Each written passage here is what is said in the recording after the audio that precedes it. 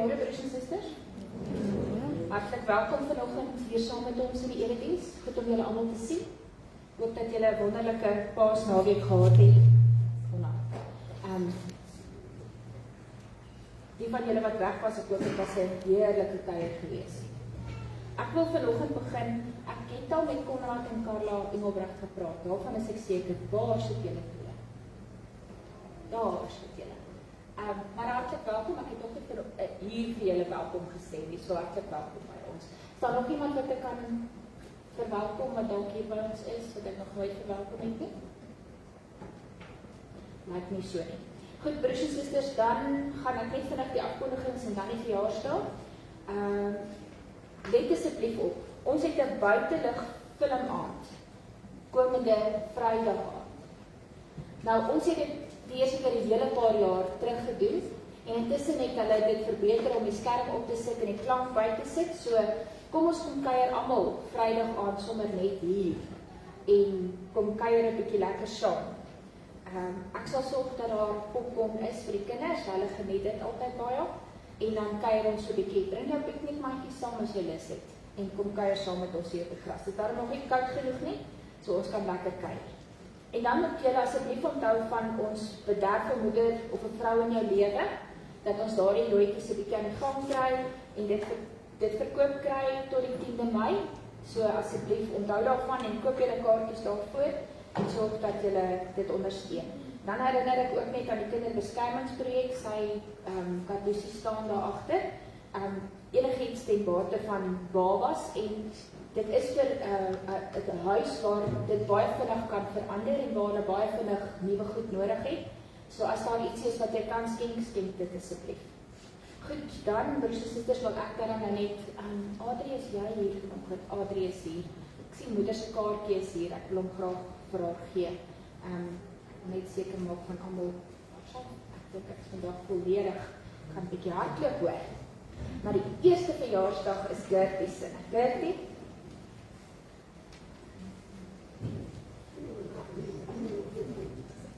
Jy moet nie eens opkom nie. Gertie, ons wens vir jou toe dat dit spoedig sal beter gaan met jou. Dat jou hande gesond word en dat jou oë beter word en dat jy sommer net beter voel. Dit wat ons vir jou. Goed, Letty, jy het al vergeet jy verjaar. Gertie, is jy nie die sagstokkie wil hê?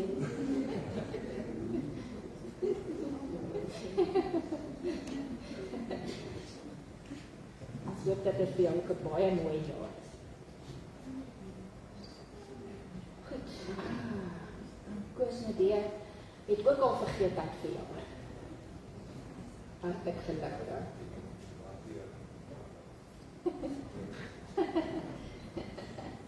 Goed, en dan Adrie, ek wil hê jy met almal was nog gister hier saam met ons. En toe het ek nou nie daarin gedink het sy 'n kaartjie.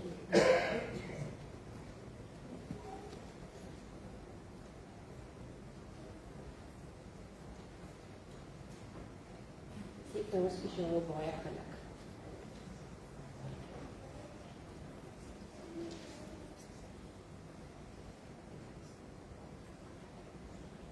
Andrei, wie mag jy? En jy staan nie op die blaadjie nie, maar jy mag een kry. Baie geluk my seun.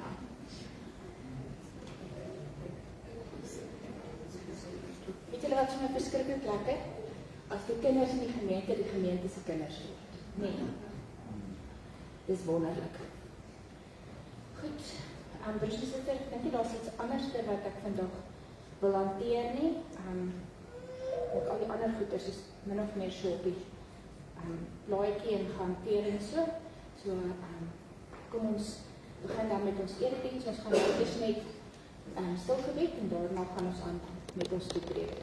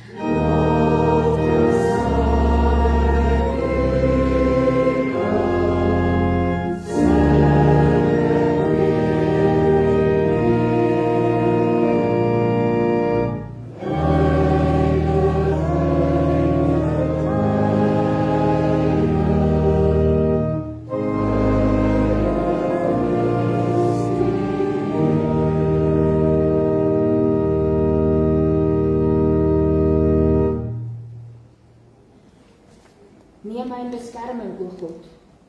Ek soek skuiling by U. Ek het vir die Here gesê, ek behoort aan U. Daar is vir my niks goeds behalwe U nie. Here, U is my lewe. U sorg vir my. Wat ek ontvang, kom alles van U af. 'n Pragtige deel is vir my afgemeet, ja. Wat ek ontvang het, is vir my mooi. Ek sal die Here loof, wat my tot die regte insig gebring het. Selfs in die nag bly ek altyd bewus van wat hy my leer. Ek het die Here altyd by my. Omdat hy by my is, sal ek nie struikel nie. Gemeente, genade en vrede vir u van God ons Vader, van Jesus Christus die Here en van die Heilige Gees. Amen.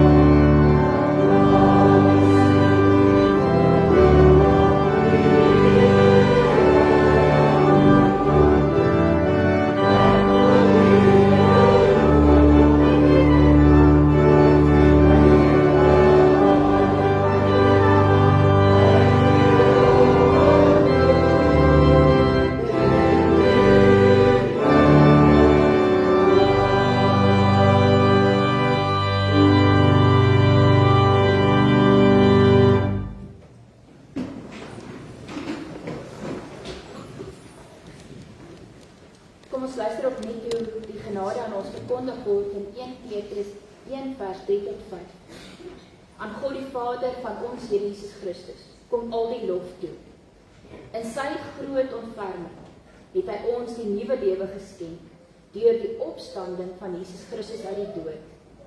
Nou het ons 'n lewende hoop op die onverganklike, onbesmette en onverwelklike erfenis wat in die hemel ook vir julle in bewaring gehou word. En omdat julle glo, word ook julle deur die krag van God veilig bewaar vir die saligheid wat reeds gereed gemaak is om aan die einde van die tyd geopenbaar te word.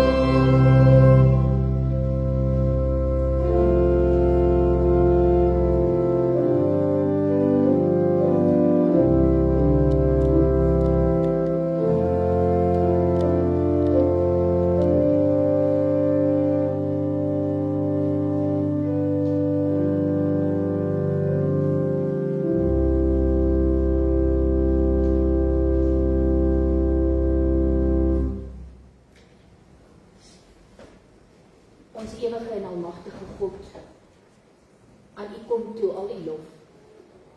Die lof wat ons met ons stemme vir U kan bring. Die lof wat ons in ons lewens aan U kan bring deur U te dien en gehoorsaam te wees. Here, dit wat ons kan doen om vir ander mense U liefde te wys, die grootheid bekend te maak, om te getuig dat ja, U het waarlik opgestaan. Dankie Here dat ons vanoggend na 'n Paasfees hier by mekaar kan wees. Opnuut verseker daarvan dat U waarlik opgestaan het, dat U leef, dat U regeer, dat U oorwin het. En dat ons, omdat ons aan die deur het, ook oorwin in U naam. Dat ons, soos wat die Bybel dit vir ons sê, saam met U kon sterf en saam met U kon opstaan tot 'n nuwe lewe. En waar ons vanoggend, Here, gaan praat oor U opstanding, waar ons gaan luister na Petrus se woorde, waar hy ons herinner aan wat dit beteken. Gee dat ons ernstig sal wees daaroor om na te dink oor wat dit vir ons in ons lewens beteken. Wat dit vir my môre en oormôre beteken as ek hiervandaan uitgaan en gaan leef daar in die gewone wêreld. daar waar daar uitdagings is en waar probleme is en waar ek nie altyd die antwoorde het nie. Maar dat U vir ons sal lei, dat U vir ons daar antwoorde sal gee en leiding en lig sal gee. Dat die woord by ons sal bly en vir ons sal versterk in die oomblikke wat ons dit nodig het. En vir ons die toekoms sal oopsluit waar ons dit nodig het. En Here, dat ons net bewus sal bly van U wat in ons lewens is en bly en wat weet wat ons nodig het nog voordat ons vra. Wil U vanoggend met ons wees, Here, en wil U gee dat hierdie woorde gesterk deur die krag van die Gees in ons sal leef en deur ons sal beweeg en by ander sal uitkom. Dit bid ons in die enigste naam wat ons oproep. En dit is die naam van ons Verlosser, Jesus Christus ons Here. Amen. Ons skriflesing vanoggend, broers en susters, is Handelinge 2, vers 14 en dan vers 22 tot 32. Dit is 'n gedeelte waar by die Pinksterfees Petrus, nadat die Heilige Gees uitgestort is, dan 'n gesprek het met almal daarom hom, eintlik 'n toespraak lewer, en dat 'n mens eintlik verstom het staan oor hierdie visserman, wat tydens Jesus se verhoor gesê het, ek ken hom nie. En uiteindelik saam met die ander weggekruip het, waar Jesus hulle daar binnekant in die binnekamer moes gaan ontmoet het. Waar hierdie Petrus nou in staat is om op hierdie dag met die mense te praat en vir hulle te verduidelik wat het gebeur en wat moet ons verstaan van dit wat hier gebeur het. So kom ons lees eers vers 14 en dan gaan ons aan na 22 toe, die gedeelte waaroor ons gaan nadink vandag. Toe staan Petrus saam met die ander 11 apostels op en onder leiding van die Heilige Gees spreek hy die mense toe. Jode en julle almal wat in Jerusalem woon, ek moet vir julle verduidelik wat gebeur het. Luister na wat ek gaan sê. Israeliete, luister na hierdie woorde. God het Jesus van Nasaret aan julle bekend gestel deur die kragtige dade, die wonders en die tekens wat God hom by julle laat doen het. Daarvan weet julle self. God het besluit en dit vooruit bepaal om hom aan julle uit te lewer. En julle het hom deur heidene aan die kruis laat spyker en hom doodgemaak. Maar God het hom van die smarte van die dood verlos en hom uit die dood laat opstaan. Dit was immers vir die dood onmoontlik om hom gevange te hou. Van hom sê Dawid, ek het die Here altyd voor oë. Hy is aan my regterhand, ek sal nie wankel nie. Daarom is my hart bly en my tong jubel. Ja meer, ek het die verwagting dat my liggaam sal lewe, want U sal my nie aan die doderyk oorlaat nie. U sal nie toelaat dat die troue dienaar vergaan nie. U het my die paaie van die lewe geleer. U teenwoordigheid sal my met vreugde vul. Broers, wat ons voorvader Dawid betref, moet ek dit vir julle duidelik stel. Hy het gesterf en is begrawe, en sy graf is nou nog hier by ons. Maar hy was 'n profeet, en hy het geweet dat God met 'n eed aan hom beloof het, dat een van sy nakomelinge op die troon sou sit. Daarom het hy die opstanding van die Christus vooruitgesien en gesê, hy is nie aan die doderyk oorgelaat nie, en sy liggaam het nie vergaan nie. God het hierdie Jesus uit die dood laat opstaan. Daarvan is ons almal getuies. Ons lees vanoggend tot sover, broers en susters. Gelukkig is elkeen wat uit hierdie woord gaan leef en dit daar buite gaan uitleef teenoor almal. Geliefdes in ons Here Jesus Christus. Oor die Paasnaweek, terwyl ons besig was met hierdie baie belangrike deel van ons geloof, eintlik die belangrikste deel van ons geloof, die kruis en die opstanding van die Here, was daar ook iets anders wat aan die gebeur was. En ek is seker julle het ook julle oog daarop gehou, terwyl 4 mense in 'n wentelbaan was, eers om die aarde en toe so met 'n slag weg na die maan toe en om die maan. En almal van ons het ons verwonder aan die fotos, aan hierdie aardbol van ons wat so mooi is, wat ons kon sien van verskillende perspektiewe af. En hoe hulle die foto's vergelyk het van einde van die 60er jare en begin van die 70er jare en dit wat hulle nou kon afneem. En dit het 'n mens net weer onder die indruk gebring van hoe ongelooflik mooi ons wêreld geskep is. En die arme maan met al sy kraters en al sy merke van goed wat al teen hom geslaan het. En so iewers in my gedagtes toe besef ek, dalk is die maan daar om ons van 'n klomp van hierdie goed te beskerm. Dat die goed nie teen ons tref nie, maar eerder teen die maan. En daarom vandag, ek kon nie anders as om te dink aan 'n wentelbaan, toe ek hierdie gedeelte lees in die Nuwe Testament vandag. En ons gaan so 'n reis vat, want julle gaan sien, dis letterlik 'n wentelbaan, dis 'n traject wat God geskep het, vanuit die Ou Testament, deur die Nuwe Testament, deur ons lewens en verder, die ewigheid in. Petrus het hierdie toespraak op Pinksterdag.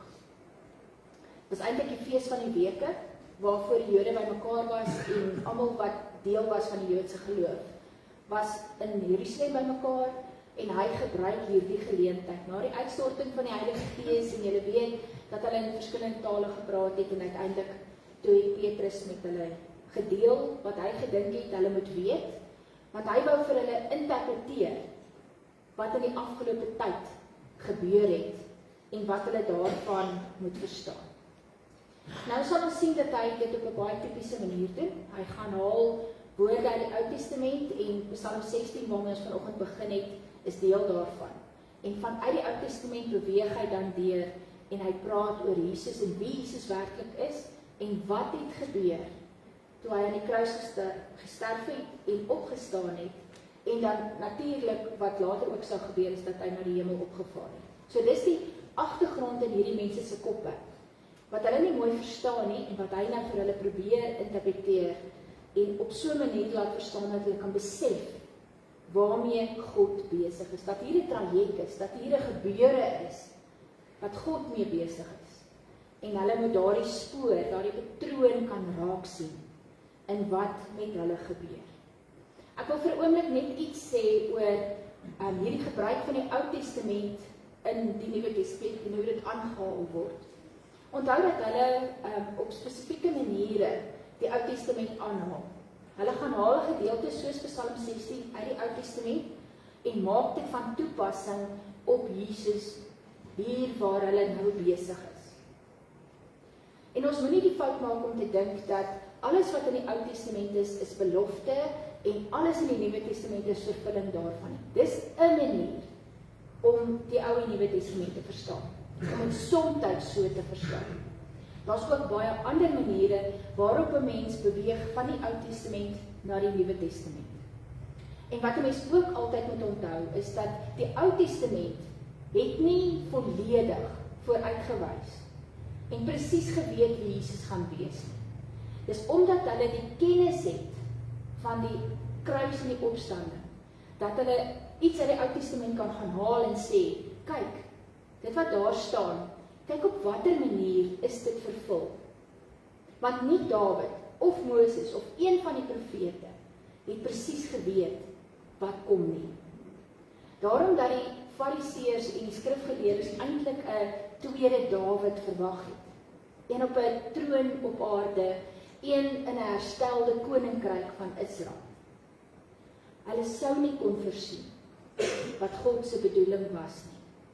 Hulle sou weet dat God beloof het en dat hy gesê het hy gaan iets doen en dat hy 'n Messias gaan stuur. Maar die omvang van die gebeure sou hulle nooit kon verstaan nie. Dis omdat ons aan die ander kant die Nuwe Testament staan en terugkyk dat die woorde van die Ou Testament partymal so resoneer en vir 'n mens nuwe betekenis kry in die gebeure van die Nuwe Testament. Ons weet, broers en susters, dat die opstanding van die Here staan sentraal in ons geloofssysteem, in wat ons weet, en dit staan sentraal in wat ons glo. Sonder die opstanding het die kruis nie betekenis nie. Het ons geloof nie betekenis nie. Enigiemand wat die opstanding van die Here Jesus Christus uit ons geloof uithaal, maak van ons geloof 0. Want die opstanding van Jesus Christus is die oorwinning. Is hierdie plan van God wat hier tot volvoering kom en dan vir ons 'n nuwe toekoms gee. En dit is uiteindelik wat Petrus hier vir hulle probeer leer en laat verstaan. Dat hulle moet besef dat die opstanding bevestig wat met die kruis gebeur het. Dat God sy seun gegee het. Dat sy seun gesterf het terwille van ons. Maar dat die dood, soos wat Petrus sê, hom nie kon vashou nie. Maar dat hy oor die dood en die sonde oorwin het. En dat hy vir ons 'n nuwe lewe en 'n nuwe toekoms gebring het. Sonder die opstanding is die kruis nie oorwinning nie, maar nederlaag, verlies. Saam met die opstanding is die kruis van die Here, God wat uiteindelik sy plan laat slaag en dit volvoer in sy seun Jesus Christus. Dit is 'n baie mooi begrip wat Petrus hier gebruik. Hy praat van Jesus wat die smarte van die dood ervaar het. En is interessant dat nie in die Grieks van die Septuaginta, waar mense hierdie lees in die Nuwe Testament, staan daar 'n woord wat hulle sou verstaan het, presies soos wat Petrus dit hier bedoel het. Smarte van die dood, hierdie wat Jesus ervaar het, is dieselfde woord as wat gebruik word wanneer 'n vrou lewe skenk en daardie pyne wat sy ervaar. So hoor mooi wat Petrus vir hulle sê, dat hierdie smarte van die dood, hierdie lyding van Jesus, is eintlik die geboorte van 'n nuwe lewe. En hulle sou dit so verstaan het. Saam met Jesus se opstanding kom die werklikheid van lewe, van 'n nuwe toekoms. En Dawid wat eeue tevore iets kon sê van hoe hy beleef dat God altyd vir hom daar is en dat God weet wat hy in die toekoms wil doen. Dit sê Petrus het nou gebeur in hierdie middelpunt van die geskiedenis. Want dit is ook hoe ons die geskiedenis moet verstaan. Nie as lineair, as oomblik vir oomblik nie. Maar dat ons as gelowiges ook 'n ander beeld van die geskiedenis het. En dit is dat die geskiedenis geloop het en dat daar skielik hierdie middelpunt is. Hierdie punt waar alles sin maak. En dit is met Jesus Christus. Die geskiedenis wat hier vir ons vertel word. En dan gaan loop dit verder. Kom die geskiedenis tot hier by ons en dan nog verder. As ons gaan en ons plaas die kruis van die Here en saam met die kruis natuurlik die opstanding van die Here in die middel van ons tydlyn, dan maak saak dit wat vooraf gebeur het, maak skielik sin en dit wat na die tyd gebeur het, maak ook sin. Want uiteindelik besef ons, dis wat God bedoel het, dat Christus die middelpunt van die geskiedenis is. Dat hy met hom 'n nuwe geskiedenis, 'n nuwe lewe, 'n nuwe toekoms bewerk het. En uiteindelik leef ons, broers en susters, in hierdie hoop van die ewigheid, waarvan ons reeds deel is. As ons dan wil praat oor God se plan, dan kan 'n mens hom sien kom, vanuit die Ou Testament, tot hier waar Christus kom, en dan verder. En hoef ons nie te twyfel, dat God presies weet waarmee hy besig is, terwyl hy hierdie goed laat gebeur nie. God kom en hy plaas die mensdom, saam met sy skepping op 'n nuwe baan. En dis hierdie wentelbaan waarvan ek so graag hier praat. Op 'n nuwe traject, en dit is die traject van sy verlossing. En dit kom so van daar af, en dit vloei so deur Christus se, die gebeure rondom Christus, deur ons lewens en die toekoms in. En die wonderwerk is dat ons deel is van daardie traject. Dat ons moet deel sien van dit wat hier aan die gebeur is. Van dit wat oor eeue na ons kant toe kom en van ons af verder gaan, die toekoms in. Agtertoe verbind aan die werk van die profete, aan die geskiedenis van Israel en alles wat daar gebeur het. En vorentoe, na die apostelse getuienis, na die woord van God, na ons toe en vorentoe. En daarvoor, broers en susters, dink ek moet ons vandag dankie sê. Moet ons dankie sê dat ons saam met God op hierdie traject is en saam met God op pad is na die ewigheid. Ons eie storie, jou storie en my storie, is onlosmaaklik verbind aan hierdie wentelbaan en hierdie traject. Ons is deel daarvan. Ons is saam met God in beweging hierop. Saam met hom op pad die toekoms in. En soos wat ons vandag hier sit, kan ons almal sê, die kruis en die opstanding van die Here maak my vry. Gee my nuwe lewe. Gee my 'n toekoms. Verbind my vir ewig aan God en aan die traject van sy genade. En dit mag ek nooit vergeet nie. Wanneer ek so besig is met my eie storie, wanneer ek so besig is met die verskillende fasette van my storie, moet ek dit altyd plaas op hierdie traject, in hierdie wentelbaan saam met God, en moet ek verstaan dat God vir my 'n visie gee, dat ek deel is van sy groter plan, en dat ek dit nooit moet betwyfel. Dat ek myself nooit moet los sien van God en sy genade, van God en sy verlossing, van God en hierdie wentelbaan, waarop hy ons almal geplaas het. En daarom kan 'n mens verwonderd staan, broers en susters, so verwonderd as wat 'n mens kan staan oor hoe mooi die skepping is, hoe mooi die aardbol is, hoe ongelooflik dit is om in die sterrehemel te kan inkyk, en die Melkweg en alles te kan sien. Net so verwonderd moet ons wees oor wat God besig is om in ons lewens te laat gebeur en waarvan ons deel is. Hierdie traject waar God my lewe en jou lewe geplaas het. En ons weet presies waar ons op pad is, want hy het vir ons die toekoms oopgesluit.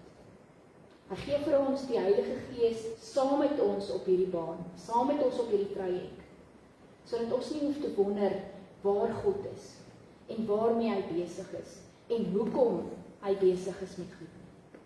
Dat ons dit kan verstaan deur die werking van die Heilige Gees.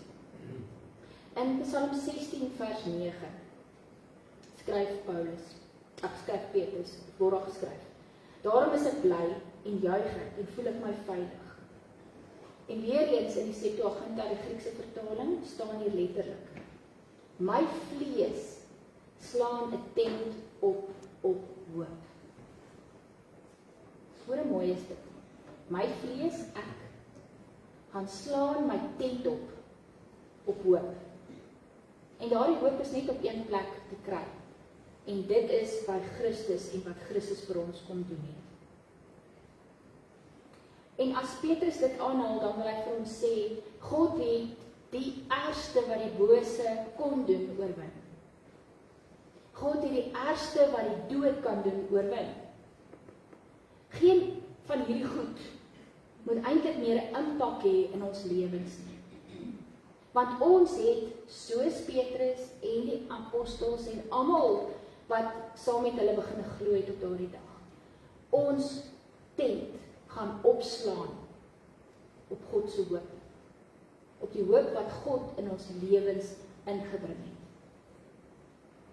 En nou is die logiese vraag, broers en susters. Kom ek gaan kyk waar my tent staan. Kom ek gaan kyk waar die traject van my lewe is. Kom ek vra vanoggend vir myself, is my traject en God se traject dieselfde? Is ek saam met God op hierdie wentelbaan? Laat ek toe dat God my saamvat op sy traject en sy wentelbaan. Kyk bietjie waar jou tent staan. Waar vind jy jou hoop? Wat maak vir jou die lewe veilig? Wat help jou om jou bekommernisse 'n bietjie minder te maak? Wat laat jou voel dat jy vreugde het, dat jou lewe iets beteken? Is dit die goed rondom jou? Is dit selfs die mense rondom jou? Nee, dit behoort in die eerste plek hierdie hoop te wees wat God in ons lewens bring. En Petrus nooi ons uit. As jou tent nie staan op hierdie hoop nie, breek vandag jou tent af en verskuif hom. En gaan sit hom daar langs die kruis neer. Daar waar jy die kruis en die opstanding van die Here herdenk en leef en daarvan getuig. Breek jou tent af op aardse, wat jy op aardse goed bou. Wat jy bou op menslike redenasie en menslike kennis en goed wat jy dink vir jou veiligheid bring. En gaan slaan hom op langs die kruis van die Here. Want dit is die enigste plek waar daar vir enigeen van ons enige hoop is. My vlees slaan 'n tent op hoop. Weg is die bande van sonde en die bande van die dood. Weg is die goed wat so verskriklike impak het op ons lewens en ons bang maak. En ons in vrees laat lewe. Want ek en jy slaan ons tente vandag weer op die hoop wat God in ons lewens gebring het. En ons gee onsself oor aan die traject waarop God ons lewens plaas. En ons gaan leef so. En ons gaan getuig so. En ons gaan sterf so. Amen. Kom ons doen 'n dankgebed. Here ons God, baie dankie dat ons vanoggend opnuut kon stil word en kon nadink. Here, U woord het 'n manier om 'n mens te kom wakker maak. Om aan ons deur te kom klop, sodat ons nie kan weier om oop te maak. Sodat ons gedwing is om dit in die oë te kyk en daarna te luister. En hier uit te stap en iets daaraan te gaan doen. En daardie beweging, daardie oproep kom van U af.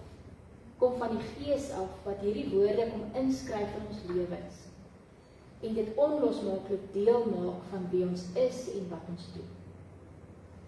En vandag van ons vra, Here, U ken ons lewens. U ken die wentelbaan waarop ons is. Laat ons dit herstel wat ons nodig het om te herstel. Laat ons van koers verander as dit nodig is. Here, plaas ons op die wentelbaan wat U gekies het. En op die traject wat U mee besig is. Here, slaan ons tente af as hulle op die verkeerde plekke opgeslaan is. En maak dit staan daar waar U hoop lewe. En waar ons in U hoop kan lewe. Dankie dat ons vanoggend, Here, met daardie erns, met daardie oortuiging nie kan uitstap. En dat ons môre en oormôre sal besig wees om op U hoop te lewe. En in die toekoms in te kyk en vreugde te kan ervaar. Dankie, Here, dat ons vir 'n nuwe termyn kan bid vir ons kinders en ons studente. En dat ons kan bid vir ons ouers wat moet besluite neem en met wysheid moet optree. Ons bid, Here, dat U vir ons die wysheid gee wat ons nodig het. En dat U ons kinders bewaar en veilig hou en help in die oomblikke wat hulle U werklik nodig het. Dankie, Here, dat ons mag bid vir ons gemeente en ons gemeenskap. Dat ons kan bid vir die wêreld waarin ons leef. 'n Wêreld wat smag daarna om U te ken en die genade te ken. 'n Wêreld wat op hierdie stadium alles verdraai, waaroor dit vir U werklik gaan. Here, gee dat ons die waarheid van die God wat ons dien, sal uitleef. Dat ons mense sal herinner, dit gaan vir U oor die liefde. Dit gaan oor vergifnis. Dit gaan oor genade. Dankie dat ons hierdie dinge nog bid. Dat ons onsself aan U kan kom oorgee. En bereid is om saam met U te gaan daar waar U kies om te gaan. Dit bid ons in die naam van Jesus, ons Here en ons Verlosser. Amen.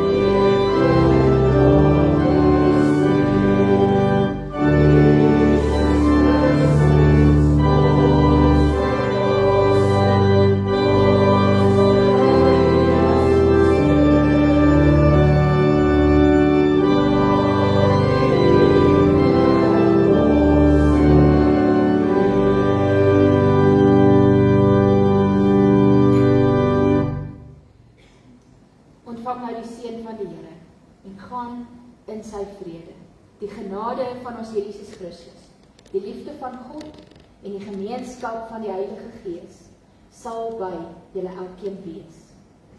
Amen.